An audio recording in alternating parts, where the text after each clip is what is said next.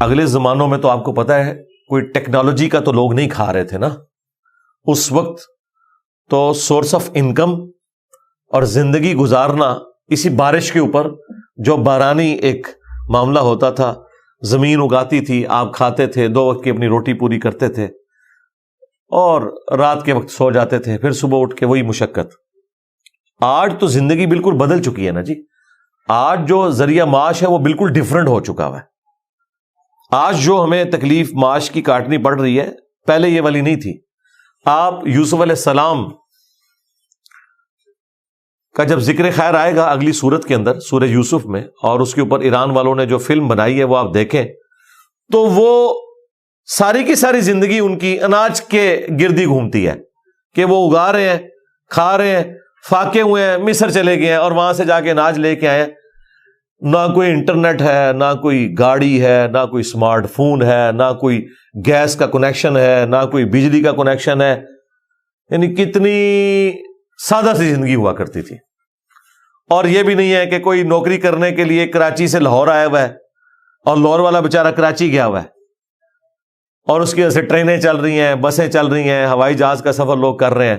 جو جدھر پیدا ہوا ہے وہ ادھر ہی زمین کے اوپر ہل چلاتا ہے، اپنے حصے کی گندم اگاتا ہے اور اس کو پیس کے 2 وقت کی اپنی روٹی پوری کرتا ہے. پورا دن مشقت کرتا ہے وہ اسی زمین کے اوپر یا مویشیوں کے اوپر اور اس سے دودھ حاصل کرتا ہے. سادہ سی زندگی گزار رہا ہے. اتنی سکون کی زندگی تھی. وہ ہمارے استاد اشفاق احمد صاحب نے بڑی اچھی بات کی تھی. انہوں نے کہا دنیا میں سکون چاہتے ہو نا تو دعا کرو کہ یہ پٹرول دوبارہ زمین میں واپس چلا جائے، باہر نہ نکلے. اور حقیقت بات ہے کہ یہ ساری کی ساری بے سکونی اس ٹیکنالوجی کی وجہ سے ہوئی ہے. جہاں اتنی آسائش ہے اس ٹیکنالوجی کی، بے سکونی میں بھی اضافہ ہوا ہے. سب سے بڑی بے سکونی پتہ کیا ہے؟ میرے کو ٹائم کوئی نہیں. وہ اشفاق صاحب کہہ رہے تھے کہ میں نے بحری جہاز میں بھی سفر کیا ہوا ہے انگلینڈ کا، اور ہم لوگ کئی ہفتوں میں پہنچتے تھے. بحری جہاز میں بھی کھلا ٹائم ہوتا تھا، کوئی کام کرنے والا ہی نہیں ہے، گپ شپ مارنی ہے، کوئی کلمی کام کرنا ہے وہ آپ کر لیں. وہاں جا کے بھی زندگی اتنی تیز رفتاری کے ساتھ نہیں تھی. لیکن اب آپ چند گھنٹوں میں انگلینڈ پہنچ جاتے ہیں، لیکن جاتے ہوئے بھی افراتفری، جہاز میں بھی افراتفری، وہاں جا کے بھی افراتفری اور واپس پھر افراتفری. ٹائم ہی نہیں ملتا.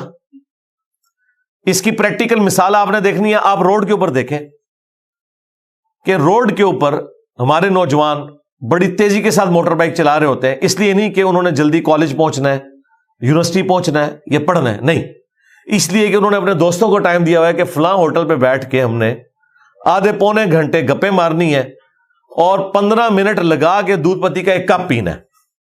اس کے لیے انہیں 100 کی سپیڈ پہ موٹر بائک چلانا پڑتا ہے، وہ چلائیں گے چاہے وہ ہوٹل تک نہ پہنچ سکیں، قبرستان ہی پہنچے وہاں سے. تو اتنی تیزی کس چیز کی؟ اس میں سے نکل تو کچھ بھی نہیں رہا.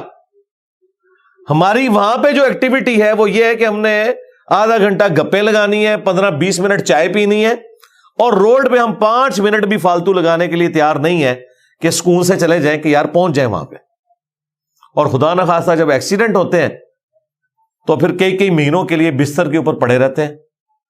آپ کو تو صرف ایک خبر سننے کو ملتی ہے نا کہ فلاں بندہ ایکسیڈنٹ میں بچ گیا ہے، آپ کہتے ہیں شکر ہے بچ گیا. لیکن وہ جو تکلیف کاٹ رہا ہوتا ہے اور اس کے جو ماں باپ تکلیف کاٹ رہے ہوتے ہیں، صرف ٹوائلٹ جانا ہی اتنا بڑا عذاب ہوتا ہے. بستر پہ لیٹے رہنا. یہ جن لوگوں کے ساتھ اس قسم کے چھوٹے موٹے حادثات ہوئے ہیں نا، کسی کی ہڈی فریکچر ہوگی، ذرا اس سے پوچھیں کہ وہ ایک دن کس طرح گن کے کٹتا ہے. آپ کو ایک خبر ملتی ہے، پھر کئی مہینوں کے بعد دوبارہ بندہ منظر عام پہ آ جاتا ہے. وہ کئی مہینے اس نے خود کتنے تکلیف میں اور عذاب میں کاٹے، اور جو گھر والوں کے لیے مصیبت بن کے رہا وہ ایک الگ سے. تو پہلے زمانوں میں کیا سکون ہوا کرتا تھا، 2 وقت کی روٹی. اور وہ چیز آپ کو یہاں پہ سمجھ آئے گی کہ انہیں کیا بات کی جا رہی ہے کہ اللہ کی طرف توبہ لاؤ، اس کی طرف رجوع لاؤ، تو دیکھو وہ آسمان سے موسلا دار بارش تمہارے لیے نازل کرے گا، تمہارا رزق